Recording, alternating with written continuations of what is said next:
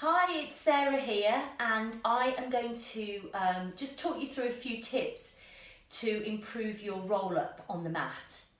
So we're going to start off with the 100. This will just warm the body up and just get you feeling the connections through the body. So you're going to roll down onto the mat and draw the knees into the chest.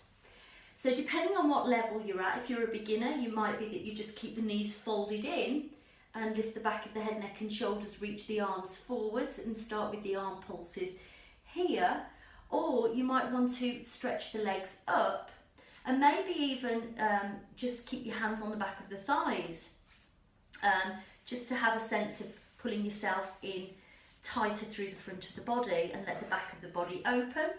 Or you can start to really stretch the legs further away from you, but making sure you've got a strong connection through the front of the body. So as we beat the arms up and down, I want you to keep scooping the stomach in. Inhale 5 and exhale 5. Keeping the tips of the shoulder blades just grazing the surface of the mat with very deep armpits, so I can feel all of my muscles around the outside, around my rib cage and stomach.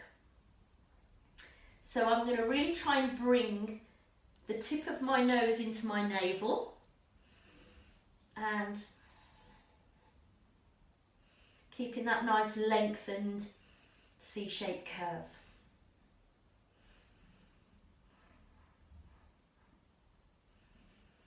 Okay, then when I've done my 10 breaths, I can bring my arms behind the thighs and draw the knees in. So now I'm ready for my roll up. So we can start the roll up from a seated position. And I want to emphasise the back of the thighs, using the back of the thighs and also using the heels as well. So we feel the back line of the body as we allow that stomach to scoot back, tipping the pelvis back and allowing the back of the body to open up. And I want you to feel as if you're pushing down into the backs of the thighs to come up again. So there's a strong sense of pushing down into the back of the legs, reaching through the heels and pulling the belly button, the stomach up the front of the body. And so you might not even go all the way back down to the mat. It might be that you just feel the relationship between the pushing down through the heels and the pulling up of the front of the body, and then maybe just breathing into the back here, still feeling all of these connections. And then as you come up, restack and re-lengthen. So once you start to feel that there's value in that pushing down and out, you can then start to stretch the legs and maybe come as far back as you feel that you've got the control.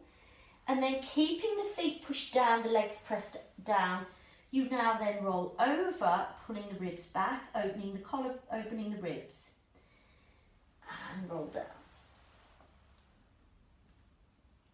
And roll forwards and over.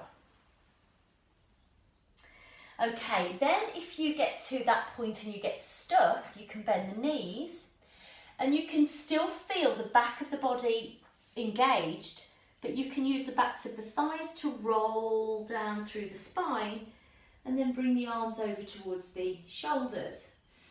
Now, pull the ribs down, keep the middle of the back long.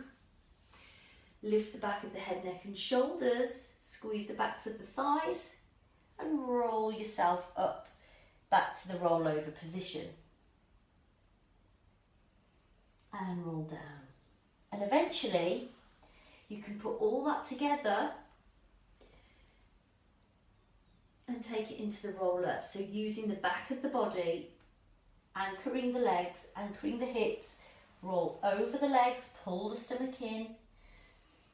Breathe into the back of the body, round forwards, really lift the rib cage up and then roll down.